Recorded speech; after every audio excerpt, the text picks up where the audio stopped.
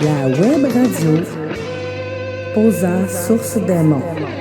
Bonjour à tous, ici Claudie, votre animatrice.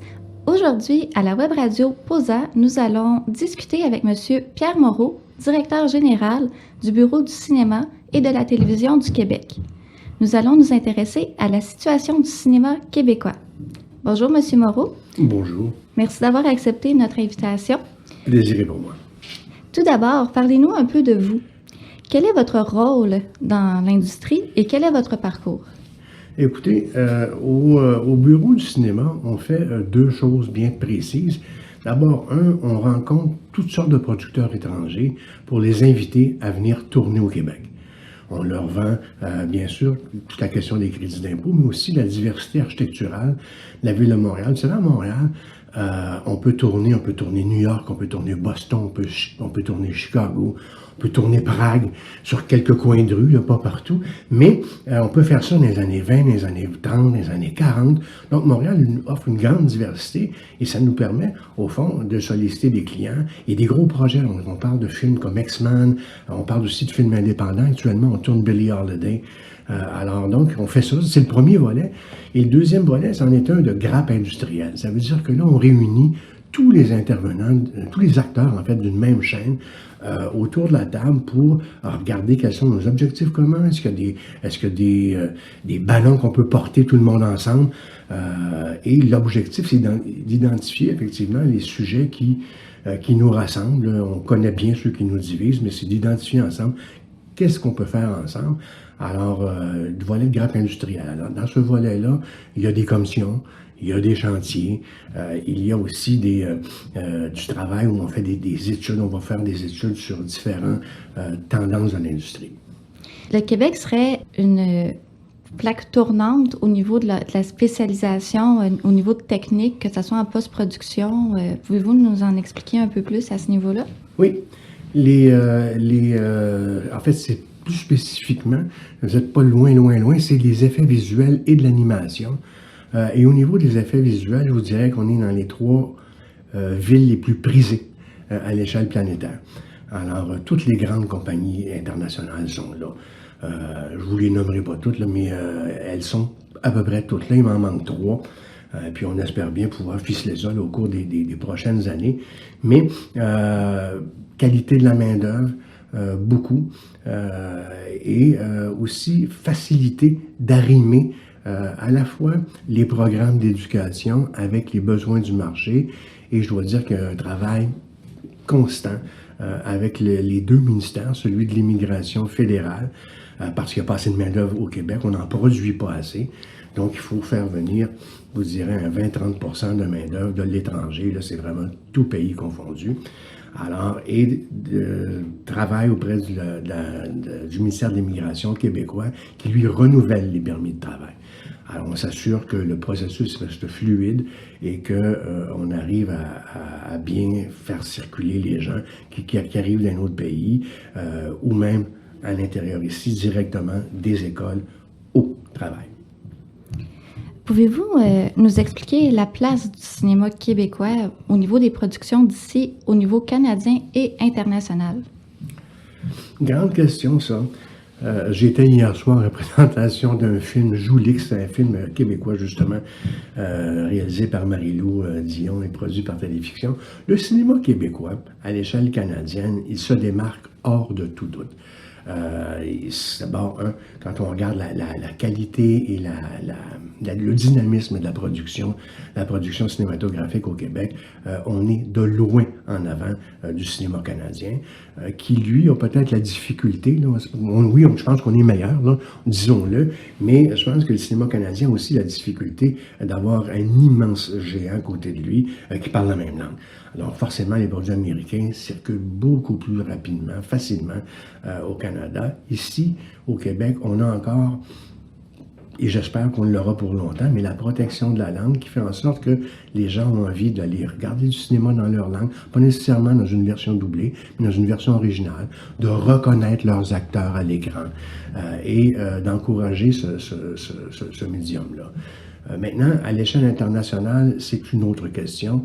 Le cinéma québécois est encore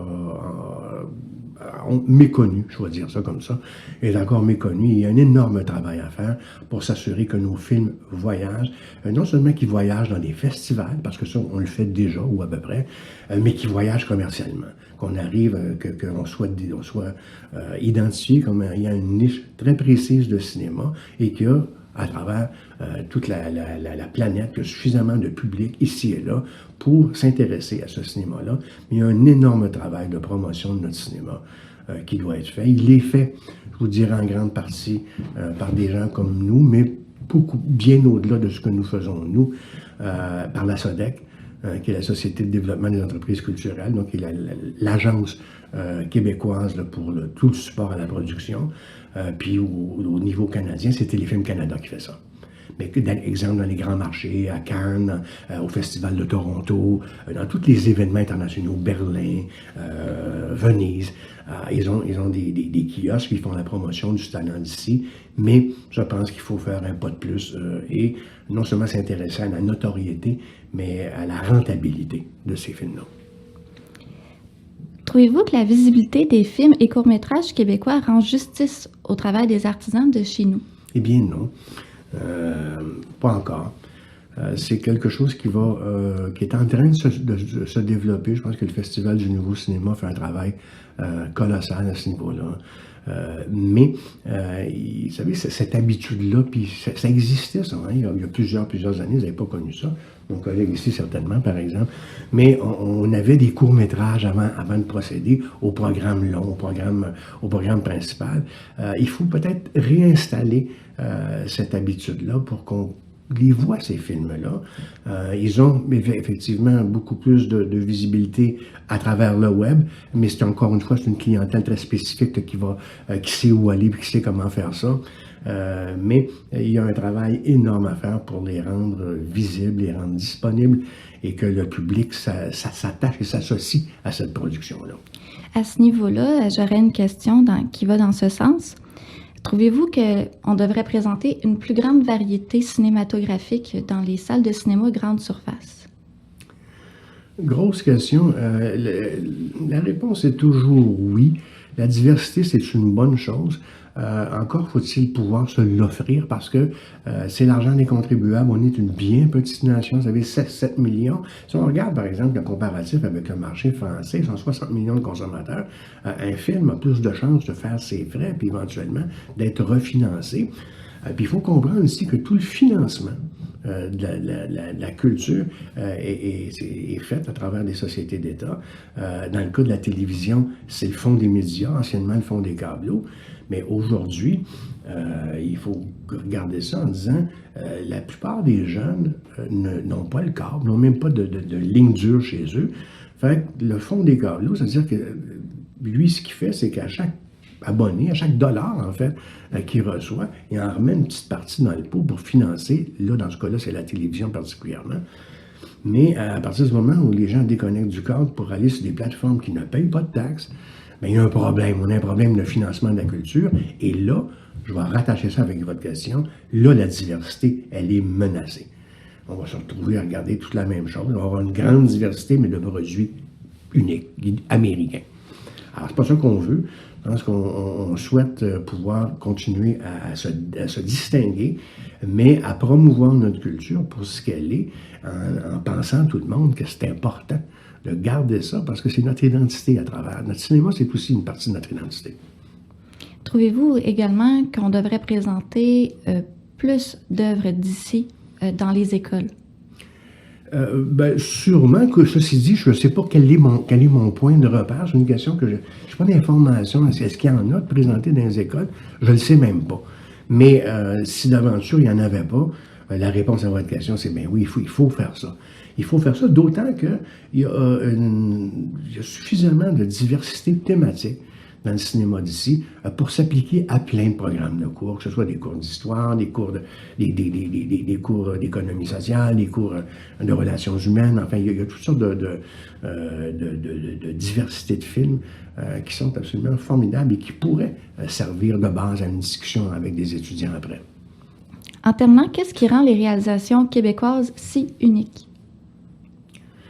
À la base, je pense que c'est notre ADN de Québécois.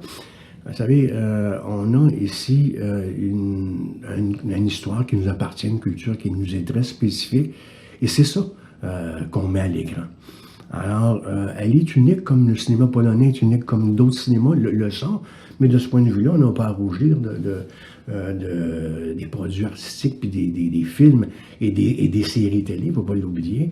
Aujourd'hui, le film et la télévision, c'est deux éléments qui vont ensemble. Puis je vais peut-être terminer sur ça en commentaire industriel. Il faut bien regarder que dans les 15 dernières années, la production de films a considérablement été réduite à l'échelle internationale au profit de la grande série.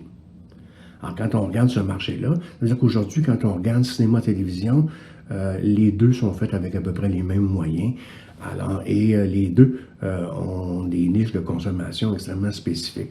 Mais bref, je pense qu'on se distingue à travers l'un, qui est le film, puis à travers l'autre, qui est la télévision. Oui. Bien, merci beaucoup pour votre temps aujourd'hui. Merci de nous avoir éclairés au niveau du cinéma pour justement nous ouvrir l'esprit peut-être à consommer un peu plus de nos productions d'ici. C'était M. Moreau, directeur général de Québec Cinéma et Télévision.